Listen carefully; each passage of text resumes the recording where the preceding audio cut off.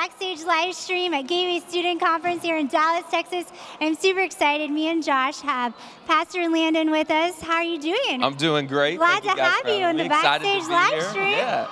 Yeah, so Pastor Landon, for all of those that don't know you, just give us a little introduction to kind of who you are and some of the stuff that you do. Yeah, so my name's Landon Pickering. Right now, I'm currently kind of traveling around helping churches restructure, relaunch their student ministries. So I have a couple of different churches that I'm working with and have a passion for this generation. And so anything that I can do to help advance it, get kids connected to Christ in the local church is really what I'm about. And so this past year, I've really been doing a lot of that, helping senior pastors really catch a vision for where this generation is at and what they need to do as a church to really capture the hearts of this next generation. So, Pastor, you're a lot of places, like in Houston, here in Dallas, Southern California, and kind of all across the states. What do you see the biggest need for students right now? Like, what's God really seeking to do? Yeah, I think this generation, more than probably any past, at least in recent time, is really hungry for authenticity, hungry for relationships. I think, all the lights, cameras, actions, the wow, the creativity, I think that's all still a very relevant thing to have in student ministry. But at the same time, I think there's got to get back to the heart of students need a relationship with Jesus. They know how to learn to live that out and be surrounded by leaders that can help coach them, mentor them, and really form a long-lasting relationship with them. I think that's what they're hungry for. So you're around a lot of leaders around the country. Who'd be your top three if you had to have your dream team for a... Oh, man.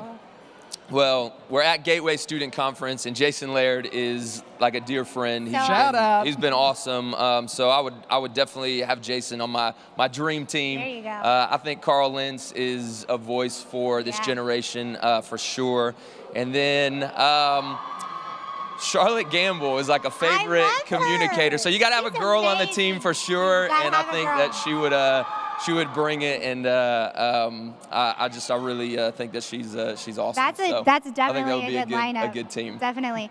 So you travel all over, and you consult different, student ministries and young adult ministries, and I think that's super cool because, I always tell people, like, don't give up on this generation yet, because I think, there's so much that this generation has to offer. How true is that? Yeah, I think it's so true. I was actually reading an article several months ago, and I think MTV was the kind of catalyst. So it was a secular article, but what they were talking about is students from really age 16, I guess, so if their birthday's 2000 and down, you've got this millennial generation that's kind of been very narcissistic, needy, me, my. Well, this next generation is very much in tune with being cause-driven. They want to see a catalyst for change. And so I think that there's just a huge opportunity with the church right now to capitalize on the hearts of these students that are saying, hey, enough about me, let's make it about other people. And really, at the end of the day, that's the heart of Jesus.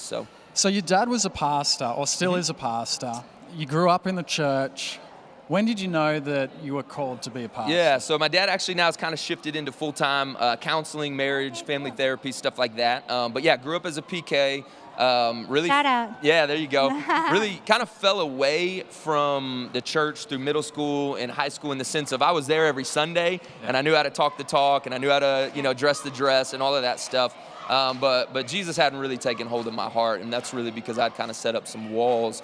But in my early 20s, came back to the Lord, got fully involved in the church that I was going to, and shortly after that, I was at a summer camp and really felt God just saying, hey, this is what I've called you to do, and never looked back, jumped into that, and just keep on going with it. So for viewers that are watching on Daystar Network, what would you say to them if they're in the same position that you were a couple of years ago? Grew up in the church, you know the talk, you know how to walk the walk, but you don't have that real genuine relationship with Jesus. Yeah, I really think it's about getting to a point of saying, you know what, it's not about me, and I need to give control.